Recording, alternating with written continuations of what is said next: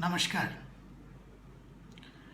बाबा साहब भीमराव अंबेडकर केंद्रीय विश्वविद्यालय लखनऊ के कुलपति प्रोफेसर संजय सिंह जी, हिंदी विभाग बाबा साहब भीमराव अंबेडकर केंद्रीय विश्वविद्यालय लखनऊ के अध्यक्ष डॉक्टर सर्वेश सिंह जी, डॉक्टर बलजीत श्रीवास्तव जी, मुझे सुन रहे प्राध्यापक, शोधार्थी, विद्यार्थी और वरेण्य विद्वत समाज, आप सबको मेरा प्रणाम। आज अपने संवाद का विषय है भारतीय शिक्षण परंपरा और विश्वविद्यालयीय मॉडल। हम सभी जानते हैं कि भारत में शिक्षा व्यवस्था की एक जटिल विरासत है। जटिल इसलिए कह रहा हूं कि भारतीय गुरुकुल पद्धति के साथ साथ मैकाले की शिक्षा पद्धति भी हमें विरासत में मिली है। हमारे ज्ञान की परंपरा औपनिषदिक थी, प्रोक्त थी, वाचिक थी। उपनिषद का अर्थ ही है नजदीक बैठकर पढ़ना। ब्रह्म विद्या के लिए गुरु के नजदीक जाकर बैठना। प्रोक्त का अर्थ है प्रश्नोत्तर शैली। शिष्य प्रश्न पूछते थे, गुरु उत्तर देते थे। भारत का नाट्यशास्त्र प्रोक्त है। भरत के 100 पुत्र यानी उनके 100 शिष्य उनसे प्रश्न पूछते हैं, भरत उत्तर देते हैं। प्रश्नाकुलता भारतीय ज्ञान परंपरा के विकास का कारण रही है।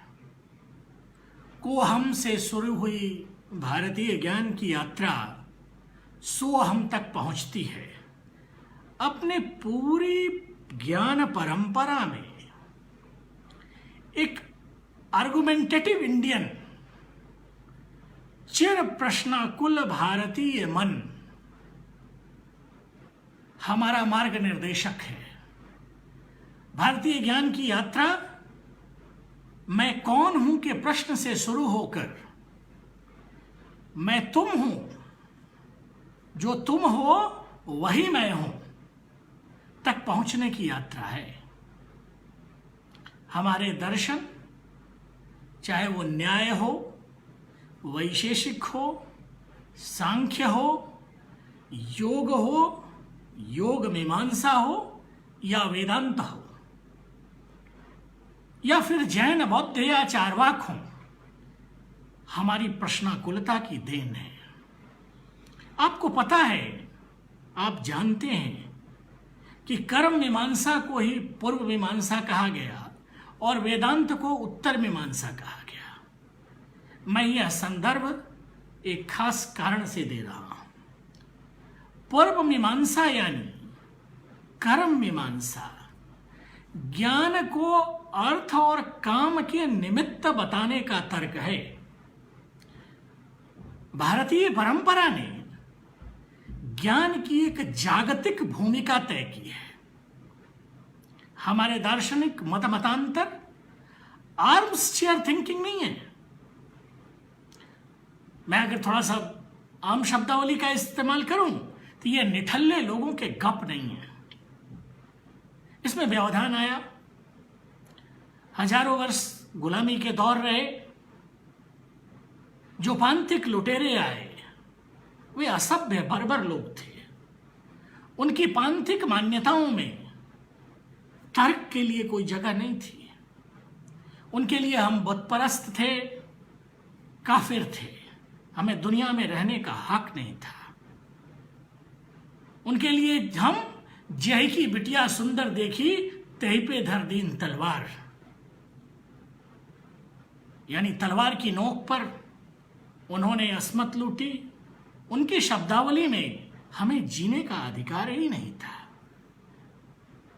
तो फिर हमारा ज्ञान, हमारी पुस्तकें, हमारे मंदिर, हमारी आस्था कैसे बचते? यह ऐतिहासिक तथ्य है कि 1193 में तुर्की आक्रांता बख्तियार खिलजी ने जब नालंदा विश्वविद्यालय को बर्बाद किया तो कहते हैं कि उस विश्वविद्यालय का पुस्तकालय 3 महीनों तक जलता रहा। आयुर्वेद, वेदांत और बौद्ध दर्शन की लगभग 90 लाख पांडुलिपियां जला दी गई। हमारे ज्ञान के केंद्र और उसका वहन करने वाले आक्रांताओं की घृणा का शिकार होते रहे। यह पांथिक घृणा थी। 1757 में पलासी के युद्ध के बाद फिर बक्सर का युद्ध यह तय कर चुका था कि अंग्रेजों का मुकाबला करने वाला अब कोई नहीं है। पर अंग्रेज समझदार लोग थे। वे जानते थे कि घोड़े पर चढ़े हुए पांथिक लुटेरे और शासकों को तो उन्होंने निपटा दिया, पर असली खतरा गया नहीं है। उन्हें पता था कि असली खतरा भारतीय मनीषा का खतरा है। इसलिए ब्रिटिश घृणा के कुछ चिन्ह निश्चित किए गए। ये चिन्ह थे गुरु, वैद्य और पुरोहित। भारतीय परंपरा में गुरु, वैद्य और पुरोहित की एक सामाजिक स्वीकार्यता रही है, एक सोशल लेजिटिमेसी रही है। अंग्रेजों को पता था कि भारत पर शासन करने के लिए, भारतीय मस्तिष्क पर शासन करने के लिए यह जरूरी है कि इन सत्ताओं को नष्ट किया जाए। इसलिए अपनी पूरी वैचारिकी में गुरु, वैद्य और पुरोहित की सामाजिक सत्ता को अर्थहीन करने का पाठ चला। इन्हें घृणा का पात्र बनाया गया।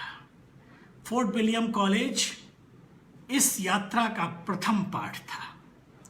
10 जुलाई 1800 को लॉर्ड वेलेस्ली ने फोर्ट विलियम कॉलेज की स्थापना की। जॉन गिल क्राइस्ट प्रिंसिपल बनाए गए, प्राचार्य बनाए गए। काम जानते हैं क्या बताया गया? काम बताया गया भारतीय भाषाओं का अध्ययन करना। कितना सुंदर लग रहा है सुनने में। ये जॉन गिल क्राइस्ट साहब स्कॉटिश थे, एडिनबर्ग में पढ़े थे।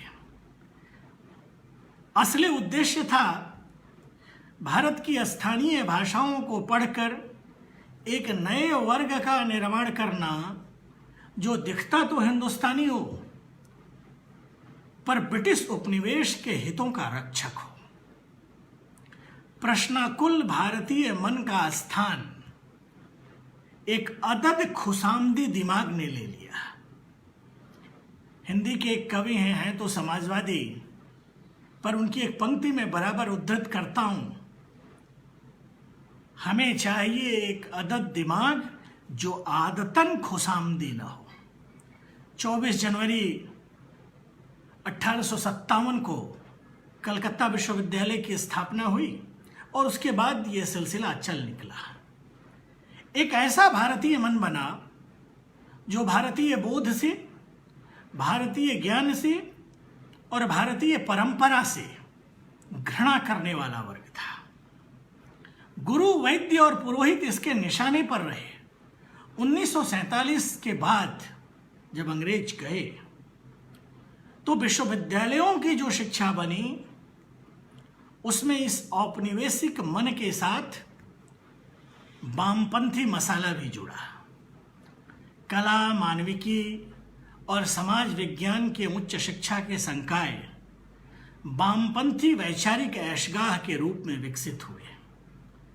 ऐसा नहीं है कि आजादी के संघर्ष के दिनों में हमारे नायकों को इसका एहसास नहीं था, उन्हें एहसास था। और शायद इसीलिए स्वामी श्रद्धानंद जी ने 4 मार्च 1902 को गुरुकुल कांगड़ी विश्वविद्यालय की स्थापना की। रविन्द्रनाथ ठाकुर ने 23 दिसंबर 1921 को विश्व भारती विश्वविद्यालय की स्थापना की। महामना ने यानी पंडित मदन मोहन मालवीय ने सन 1916 में काशी हिंदू विश्वविद्यालय की स्थापना ये प्रयास औपनिवेशिक सर्वग्रासिता से मुक्ति के प्रयास थे, भारतीय प्रतिश्रुति के निर्माण के प्रयास थे। किंतु स्वातंत्र्योत्तर भारत में एक ऐसी उल्टी बयार बही कि भारत के उच्च शिक्षा के संस्थान अजय भवन और गोपालन भवन की एजेंसी बन गए। इनके मानस पुत्रों ने समाज विज्ञान, कला और मानविकी के संकायों को गुरु, वैद्य और पुरोहित से घृणा करने वाले केंद्रों के रूप में विकसित किया। परिणाम सामने था। भारतीय समाज की फांक और दरार को पढ़ने की विद्वता बनाई गई। हर उस विषय पर शोध कराए गए जो भारतीय समाज की एकता को खंडित करते हो। हिंदू समाज की फॉल्ट लाइन को पढ़ना ज्ञान बताया गया। विश्वविद्यालयों के विभाग, मैं पूरी जिम्मेदारी से कह रहा हूं, भारतीय समाज में घृणा और अराजकता फैलाने के केंद्र बने हैं। लैंगिकता पर, जाति पर, भारतीय समाज के बुनावट पर, भारतीय परिवारों के बुनावट पर ऐसे शोध किए गए जिससे हमें अपने समाज से ही घृणा होने लगे। घृणा के कृत्रिम केंद्रों का निर्माण किया गया। इसको सरकार और वित्तीय संस्थाओं से मदद भी मिली। दुनिया के बेहतरीन कहे जाने वाले विश्वविद्यालयों से स्कॉलरशिप मिली। देखते ही देखते एक ऐसा बौद्धिक परिदृश्य बना जिसमें भारतीय कही और मानी जाने वाली, चाहे वह वेशभूषा हो, मूल्यबोध हो, जीवन शैली हो, घृणा का पात्र बना दी गई। एक प्रश्न खड़ा हुआ कि आखिर क्या कारण है कि आज भी इस देश के उच्च शिक्षा के संस्थान और वहाँ का पाठ्यक्रम कुल मिलाकर हमारे समाज, इतिहास और ऐतिहासिक प्रतीकों की बैसिंग का पाठ्यक्रम है। बैसिंग समझते हैं ना, कुटाई। खासकर समाज विज्ञान, मानविकी और कला के संकायों को देख लीजिए, वहाँ आपको कई ऐसी स्थापनाएं मिलेंगी कि आर्य बाहर से आए थे, मुगल बहुत उदार थे, औरंगजेब ने मंदिर बनाए, मंदिरों को दान दिया, शिवाजी लुटेरे थे, अंग्रेजों ने हमें सभ्य बनाया, भारत राष्ट्र नहीं है अपितु राष्ट्रों का समुच्चय है, जैसी नहीं जाने कितनी स्थापनाएं। ऐसा लगता है, इस वैचारिकी को जानने के बाद ऐसा लगता है कि हम जैसे एक असभ्य और बर्बर समाज रहे हों और हम पर लूटने वालों ने बड़ा उपकार किया हो, आक्रांताओं ने हमें सभ्य बनाया हो। आप इन संकायों के पाठ्यक्रम और शोध के विषय को उठाकर देख लीजिए, आपको अपने देश, अपने समाज और इतिहास को लेकर एक हीनता, घृणा और बटे होने का एहसास पैदा होगा। मैं तो जिस विभाग में रोजी रोटी कमाता हूं, वहां तो हद है साहब। वहां समाज के नाम पर स्त्री शोषण, जातिवाद, हिंदू मुस्लिम, लैंगिकता, समलैंगिकता जैसे विषयों पर ही सब टूट पड़ते हैं। मैं तो एक बार कह रहा था कि शोध विद्यार्थी 18 लाख रुपए की शोध वृत्ति लेता है, 5 साल में 300 पेज की लुगदी लिखता है, और वह लुगदी भी इस तथ्य की स्थापना होती है कि हम नीच, अधम और गलीच लोग हैं। धन्य है ऐसे विभाग और धन्य है ऐसे विश्वविद्यालय। पर ऐसा हुआ क्यों? यह विचारणीय विषय है। यह एक दिन में नहीं हुआ। ऐसा कैसे हुआ कि हमारे संस्थानों से Radha Kumud Mukherjee, Kalikinkar Datta, R C. Majumdar, professor Tarachand, K P. Jayaswal, P P. Kane को आप जानते होंगे, हिस्ट्री ऑफ धर्मशास्त्र, यदुनाथ सरकार की पीढ़ी गायब हो गई। विश्वविद्यालयों में ज्ञान की जो निर्मित हुई, जो नॉलेज मैन्युफैक्चरिंग हुई, उसकी एक खास डिजाइन थी, उसका एक खास सांचा था। इस डिजाइन को संभव किया 60 के दशक में इंग्लैंड में शुरू हुए अनिल शील, क्रिस बेली, गॉर्डन जॉनसन और जॉन बेलहर के कैम्ब्रिज स्कूल ने, पढ़िएगा, आपने पढ़ा भी होगा कैम्ब्रिज स्कूल के बारे में। यह कैम्ब्रिज स्कूल भारतीय पौरुष और कर्मठता के निगेशन के तर्क को संभव कर रहा था, भारतीय प्रतिश्रुति के नकार का तर्क था। भारत में राष्ट्रीय आंदोलन, भारत के लोगों की प्रतिरोध की क्षमता, भारतीय एकता को नकार करने की तार्किकता बनाई जा रही थी, उनको एक निगेट करने की तार्किकता संभव की जा रही थी। एक समाज के रूप में हमारी पहचान और हमारी सांस्कृतिक निरंतरता की धारा को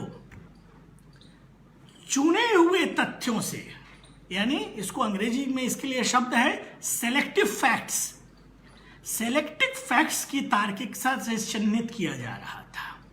ऐसा हमारे समाज को कमजोर करने वाली वैश्विक शक्तियों के हितों के अनुकूल भी था।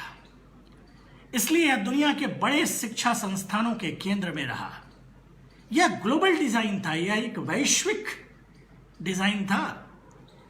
यह एक बहुत सोची समझी चाल थी, बहुत कैलकुलेटेड कॉन्स्पिरेसी थी, जो आपके समाज, संस्कृति और ज्ञान के किसी एक पक्ष को उठाती थी, उसके लिए सेलेक्टिव फैक्ट्स चुनती थी, कुछ चुने हुए तथ्य आते थे,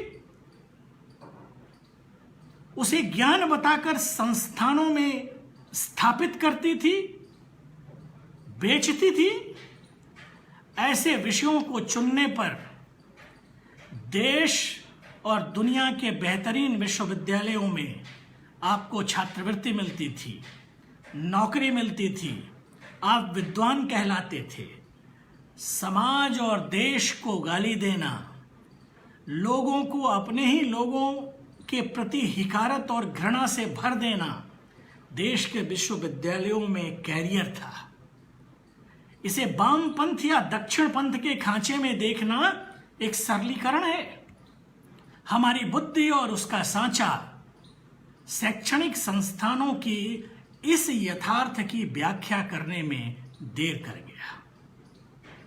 उदाहरण के लिए 60, 70 और 80 के दशक में विश्वविद्यालयों पर हावी मुखर्जी सरकार, मुखिया थापर और हबीबी समुदाय कैम्ब्रिज स्कूल ऑफ थॉट का विरोध तो करता था, भारत के राष्ट्रीय आंदोलन के तर्क को भी स्वीकारता था, पर इनकी राष्ट्रीयता एक परिवार और एक बड़े अल्पसंख्यक कहे जाने वाले समुदाय से बाहर नहीं जाती थी। मुस्लिम परस्ती, मैं शब्द इस्तेमाल कर रहा हूं, मुस्लिम परस्ती और हिंदू धुनाई को ज्ञान की निर्मिति बताना स्वातंत्र्योत्तर भारत के विश्वविद्यालयों का केंद्रीय कथ्य रहा है। यह कहीं पे निगाहें कहीं पे निशाना वाला तर्क है। इस तर्क को कुछ यूं समझिए, यह तर्क पर्यावरण के शोध के नाम पर एक वैचारिकी बनाता है, जल के रक्षा के नाम पर कोई प्रतीक बनाता है, उन प्रतीकों के प्रति विश्वविद्यालयों में पढ़ने वाले युवा मन में नायकत्व का भाव भरता है, फिर वे प्रतीक देश, संस्कृति और विकास का प्रतिपक्ष रचते हैं। ये प्रतिपक्ष भारत को एक विकसित और सांस्कृतिक रूप से गरिमावान राष्ट्र के रूप में देखने की प्रक्रिया को अवरुद्ध करता है। यह अनायास नहीं है कि सुकमा, गढ़चिरौली या बस्तर में अर्धसैनिक बलों पर हमला करने वाले और उग्रवादियों का पक्ष लेने वाले लोग, भारतीय राष्ट्र को सुबह शाम गलियाने वाले लोग आईवी लीग की स्कॉलरशिप पाते हैं, सांस्कृतिक संस्थानों से पुरस्कृत होते हैं, विश्वविद्यालयों में प्रोफेसर होते हैं और पाठ्यक्रम बनाते हैं। यह राजनीतिक सत्ता के कुबत के बाहर की चीज है। सरकार बदलने से कुछ नहीं होता इन पर। राजनीतिक सत्ता ज्ञान की सत्ता का स्थानापन्न नहीं हो सकती है। इसके लिए एक कठिन बौद्धिक अभ्यास की जरूरत पड़ती है, एक रिगरस इंटेलेक्चुअल एक्सरसाइज की मांग है। भारत का सौभाग्य है कि ऐसी परिस्थितियां बन रही हैं जिनके कारण भारतीय शिक्षण परंपरा के संदर्भ में विश्वविद्यालयों के चरित्र पर बातचीत हो रही है। एक अपरिहार्य स्थिति आई है जहां दुराग्रहों के लिए और अतिवादों के लिए कम जगह हो रही है। नई वैश्विक जरूरतों ने शिक्षा के संस्थानों को बाध्य किया है कि वे अनिवार्य रूप से तकनीकी पर सवार हों। भारत जैसे देश में जहां शिक्षा के क्षेत्र में आधारभूत संरचना की कमी है, विश्वविद्यालयों में तकनीक का प्रवेश दूर दराज के इलाकों तक मानकीकृत शिक्षा की उपलब्धता को सुनिश्चित तो करेगा ही, ज्ञान के निर्माण को पारदर्शी और लोकतांत्रिक भी बनाएगा। विश्वविद्यालयों का काम कवि कहानीकार बनाना नहीं है। मैं अक्सर कहता हूं कि विश्वविद्यालयों को आप 17 वर्ष के बच्चे की आंख से देखिए जो अपना भविष्य बनाने के लिए आप पर भरोसा करके आपके पास आ रहा है। विश्वविद्यालय का काम उस 17 साल के बच्चे को एम्पावर्ड करना है, ताकतवर बनाना है, ताकि वह जीवन की संभावित चुनौतियों का मुकाबला कर सके। मुझे एक प्रसंग याद आ रहा है, सत्यकाम और जाबाल का प्रसंग। सत्यकाम जब गुरु गौतम ऋषि के पास गए आश्रम में शिष्य होने के लिए, तो ऋषि ने उनका परिचय जानने के लिए उनका कुलशील पूछा। सत्यकाम ने कहा कि मुझे सिर्फ अपनी माता का नाम पता है, मेरी माता जाबाला है। गौतम ऋषि ने कहा कि यह कोई बात नहीं है, आप इन गायों को चराने ले जाइए, यह आपके प्रतिभा की परीक्षा है। सत्यकाम उन गायों को लेकर गए, उनका पालन पोषण किया, गोधन का संवर्धन किया। लौटे तो उनके पास संवर्धित गोधन था। गौतम ऋषि खुश हुए। उन्होंने कहा, तुम ब्रह्मज्ञानी हो, तुम इस आश्रम के लिए उपयुक्त हो, तुम ब्राह्मण हो। छंदोग्य उपनिषद का यह वाक्य मैं ज्ञान की सामाजिक अर्थवत्ता बताने के लिए कर रहा हूं। भारतीय ज्ञान की परंपरा में मीमांसा कर्म का आदेश है, जीवन के संदर्भों से संयुक्त है। महर्षि जैमिनी इसकी व्याख्या जीवन की कर्मण्यता में करते हैं। मेरा आशय है कि हमारी ज्ञान परंपरा, चाहे वह गौतम ऋषि से संदर्भित हो या महर्षि जैमिनी की मीमांसा सूत्र से, हमें बताती है कि ज्ञान को, शिक्षा के केंद्रों को अगर बचे रहना है तो उन्हें समाज की समस्याओं से संवाद करना होगा। समाजोन्मुखता विश्वविद्यालयों को प्रासंगिक तो बनाएगी ही, आत्मनिर्भर भी बनाएगी।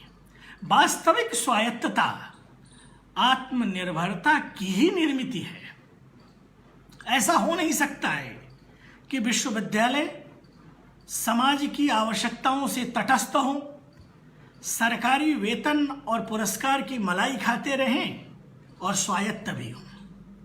नालंदा, तक्षशिला, विक्रमशिला, वल्लभी, उदंतपुरी, सोमपुरा, पुष्पगिरी, जगद्दला, नागार्जुनकोंडा, काशी, कांचीपुरम, मणिखेत और कश्मीर का शारदा पीठ, भारत के ये 13 प्राचीन विश्वविद्यालय समाज सापेक्षता, आर्थिक आत्मनिर्भरता और स्वायत्तता के मानक हो सकते हैं।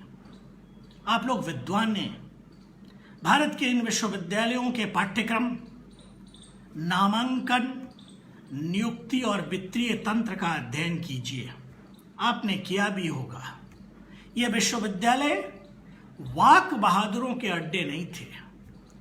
ये नवोन्मेष को, नवाचार को और प्रयोगधर्मिता को बढ़ावा देने वाले विश्वविद्यालय थे। अगर नवोन्मेष, नवाचार और प्रयोगधर्मिता विश्वविद्यालयों में नहीं होगी तो फिर कहाँ होगी? इन्हीं मूल्यबोध से ऐसे ही वातावरण में सुश्रुत, चरक और आर्यभट्ट होना संभव होता है। 5वीं सदी की जातक कथाओं के अनुसार तक्षशिला में पूरे विश्व से 10,500 से अधिक छात्र अध्ययन करने आते थे। इस विश्वविद्यालय को गांधार नरेश आंबिक का राजकीय संरक्षण भले प्राप्त था, किंतु तक्षशिला विश्वविद्यालय में वेतनभोगी शिक्षक नहीं थे और न ही कोई निर्दिष्ट पाठ्यक्रम था। आजकल की तरह कोई पाठ्यक्रम की अवधि भी नहीं थी और न कोई उपाधि निश्चित की गई थी। शिष्य की योग्यता और उसकी रुचि को देखकर आचार्य स्वयं उनके लिए अध्ययन की अवधि निश्चित करते थे। 500 वर्ष पूर्व जब संसार में चिकित्सा शास्त्र की परंपरा भी नहीं थी, तब तक्षशिला आयुर्वेद विज्ञान का सबसे बड़ा केंद्र था। जातक कथाओं और विदेशी यात्रियों के लेखों से पता चलता है कि यहाँ के विद्यार्थी मस्तिष्क और आंत की चिकित्सा और उनका रोग निदान बड़ी सुगमता से कर लेते थे। एक आचार्य के पास अनेक विद्यार्थी रहते थे और वह आचार्य उन विद्यार्थियों का अभिभावक भी होता था। अध्ययन में क्रियात्मक कार्य को महत्व दिया जाता था। ये जो मैं बातें कह रहा हूं ये डॉक्यूमेंटेड है। यहां धनी और निर्धन दोनों तरह के छात्रों के रहने की व्यवस्था थी। धनी आचार्य को भोजन, निवास और अध्ययन का शुल्क देते थे और निर्धन छात्र अध्ययन के उपरांत आश्रम का कार्य करते थे। शिक्षा पूरी होने पर वे शुल्क देने की प्रतिज्ञा करते थे। मौर्य वंशीय शासक चंद्रगुप्त मौर्य के समय शिक्षा यद्यपि पूर्णतः निःशुल्क थी, लेकिन शिक्षार्थियों के माता पिता से यह अपेक्षा की जाती थी कि वे आचार्यों को आर्थिक सहायता पहुंचाने के लिए कुछ चंदा अवश्य दें। धनी श्रेणी पुत्रों एवं राजकुमारों के शिक्षण के लिए शुल्क का निर्धारण किया जाता था। इस कोटि के लोग प्रवेश के समय एक मुफ्त शिक्षण शुल्क भले न जमा कर पाएं, वे एक निश्चित अवधि तक विश्वविद्यालय में आचार्य के रूप में स्नातकों को पढ़ाकर अपने शुल्क की पूर्ति करते थे। मैं यह उदाहरण अपनी भारत भूमि से उत्पन्न विश्वविद्यालयों की संरचना से आपका एक संवाद कराने के लिए कर रहा हूं। मेरा संकेत है कि विश्वविद्यालय सिर्फ विचार और पाठ्यक्रम की स्वायत्तता से नहीं चला करते, अपितु वे तंत्र और अर्थ की आत्मनिर्भरता से भी चला करते हैं। तक्षशिला, विक्रमशिला, वल्लभी और नालंदा के उदाहरण बताते हैं कि विश्वविद्यालय और शिक्षा के संस्थानों को समाज में ही अपनी प्रासंगिकता सिद्ध करनी होगी। 600 ईस्वी में नालंदा का उदाहरण दूंगा। नालंदा अपने आसपास के 200 गांवों पर आर्थिक तौर पर निर्भर था। नालंदा विश्वविद्यालय के कुलपति हुआ करते थे शालिभद्र। शालिभद्र की इतनी सामाजिक प्रतिष्ठा थी कि नालंदा विश्वविद्यालय से लगे हुए गांव का नाम शालभद्र रखा गया। जो लोग पूर्वांचल के हैं वे जानते होंगे कि पूर्वांचल में एक खास किस्म की मिठाई होती है जिसे खाजा कहते हैं। सिलाओ का खाजा इसी शालभद्र गांव का खाजा है। इसी तरह नालंदा विश्वविद्यालय में प्रकाश के लिए दिए जहां से लाए जाते थे उस गांव का नाम दीपनगर था।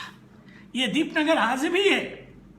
यह उदाहरण मैं शिक्षा और समाज के संबंधों की दृष्टि से कह रहा हूं। औपनिवेशिक और वामपंथी वैचारिकी के दबाव में हमने जो शिक्षा संस्थान बनाए वे समाज की आवश्यकताओं से कटे हुए संस्थान थे। एक बात कहूं, नई शिक्षा नीति ने हमें एक मौका दिया है कि विश्वविद्यालयों को और शोध को अनाथाश्रम बनने से कैसे बचाया जाए। अभी तक जो हम पढ़ते रहे, जो हम सभी पढ़कर आए हैं कि द्वितीय विश्व युद्ध के कारण परिणाम क्या थे, वर्साई की संधि के कारण परिणाम क्या थे, झूम खेती के कैसे होती है, इनके कारण परिणाम क्या थे, अलाना विमर्श, फलाना विमर्श, नए स्थितियों ने हमें एक अवसर दिया है कि इस वैचारिक पाखंड से मुक्त हुआ जाए। नया विश्वविद्यालय और नई उच्च शिक्षा तकनीकी केंद्रित शिक्षा होगी, समाज की आवश्यकताओं से नियंत्रित शिक्षा होगी, नॉलेज इकोनॉमी को संभव करने वाली शिक्षा होगी। इसी भरोसे के साथ सर्वेश जी का और लखनऊ के केंद्रीय विश्वविद्यालय का बहुत बहुत आभार। आपने हमें एक अवसर दिया कि भारत की प्राचीन शिक्षण परंपरा के संदर्भ में विश्वविद्यालयों के खांचे पर एक बातचीत की जाए और भविष्य के लिए कुछ सपने देखे जाएं। उन सपनों की भूमि क्या हो, एक आर्थिक रूप से ज्ञान तंत्र को विकसित करने में विश्वविद्यालयों की कैसी भूमिका संभव हो, इस पर बातचीत करना आज के संवाद का उद्देश्य था। शायद यह भरोसा है, भारत की इस प्रज्ञा का भरोसा है कि कुछ न कुछ बेहतरीन संभव होगा। इसी सकारात्मकता के साथ आप सबों को प्रणाम, बहुत बहुत धन्यवाद, आभार।